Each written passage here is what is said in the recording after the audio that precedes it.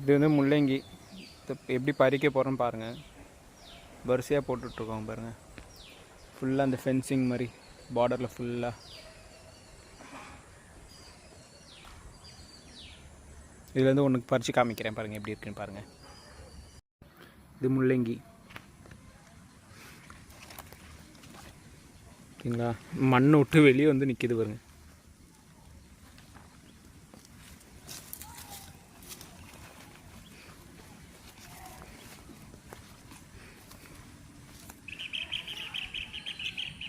இன்னும் உள்ளே போயிட்டே இருக்கு. எவ்வளோ பெரிய சைஸ் பாருங்க. நல்லா இந்த முள்ளங்கி வைக்கிறதுக்கு முன்னாடி எனக்கு தெரியாது. இது வந்து ஏதாவது பீட்ரூட் இந்த கேரட் மாதிரி ஏதாவது ஒரு ஹில் ஸ்டேஷன்லேருந்து வரும்னு நினச்சேன். ஆனால் நம்ம சென்னை கிளைமேட்டுக்கு நல்லா தரமாக வருது. போயிட்டே இருக்கு பாருங்கள் பாம்பு.